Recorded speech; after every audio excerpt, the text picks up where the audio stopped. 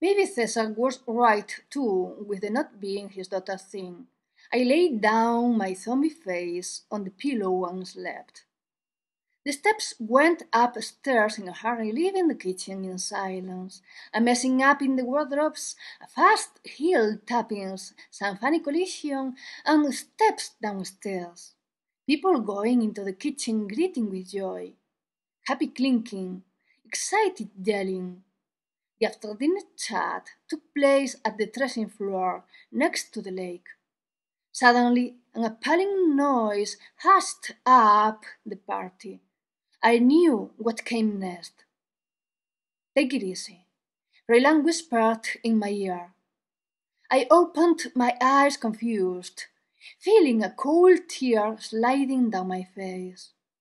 "Take it easy," he repeated. "It was only a nightmare." "What's up?" Cesar asked out of my sight. "Nothing," Raylan answered. "It must be a bad dream." "A bad dream I had dreamt before," I said. "It happens sometimes. There are recurrent nightmares. I used to dream I'm late for the bus, and I haven't taken any since I was 10. Cesar dropped from the distance. "Do you dream?" Raylan asked. "According to him, everybody dreams," I said before he did. Raylan looked at me, raising that eyebrow that had been sleepy for a while. I smiled. "Probably not in the same way," he dropped with sarcasm. "How long have I slept?" I asked. "Not much, a couple of hours," Cesar answered. "Tell me your dream." Cesar listened from the dark the nonsense of my story. Raylan got up and moved aside like he wanted to let me get some fresh air.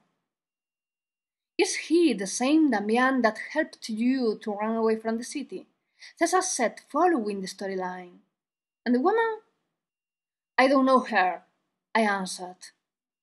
"Don't worry, sure, it's not that important." Cesar comforted me with coldness. "Go back to sleep." I did what he told me because I had woken up more tired than before going to sleep, and my eyes pulled a headache, not because I was keen to revive the anguish of the cowardice of seeing how they murdered a family I felt of mine. Luckily, that sleep didn't bring any vision. I slept until the daylight woke me up in an empty house. I got up searching for food to satisfy my voracious appetite. The silence attracted my attention. Freyland not being there attracted my attention.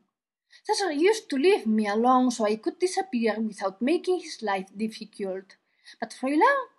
I found whatever I could wish inside the fridge. I ate without worries, and once met the urgent need, I looked through the window. There wasn't anyone in the street. Cesar's car still was parked where he had left it.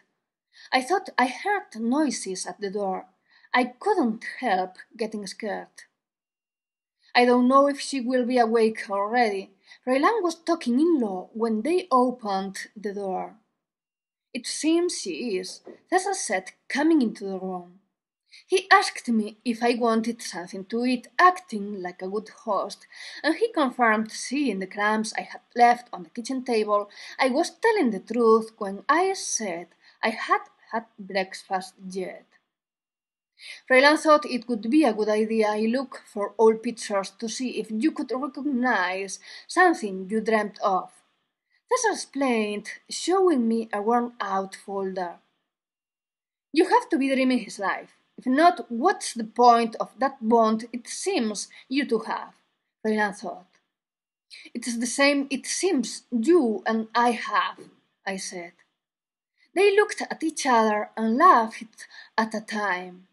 That was the same Cesar had answered hours ago. We sat down. They invited me to open the folder and to study carefully the pictures one by one. I didn't feel anything special. There wasn't anything special in those pictures with unknown people. There wasn't anything special in those sceneries with trees, clouds, and seas. Nothing, Freiland asked impatiently. No, I answered. Give her the other, Freiland told Cesar. Cesar looked around, seeking the other folder he had to give me. He got up and left again, realizing he had forgotten it downstairs. The other has more. We forgot it. We were searching through his parents' things. Freiland explained, pointing at the floor.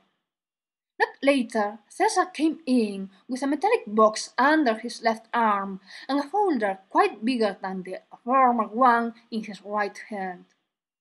I saw this box and I remembered it also has pictures inside. I don't know if I'll be able to open it with a knife. I don't have the key. Cesar said, showing interest for the first time. He gave me the folder to check it out while he tried to open the metallic box at the kitchen.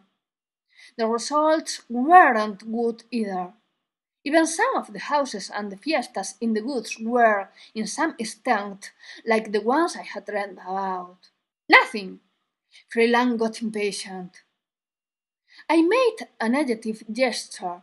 He didn't hide his annoyance. He got up and went next to Cesar. He asked Cesar with demand if he was capable of opening the box. Cesar didn't answer. Look if there is something. He threw the opened box almost from the kitchen door.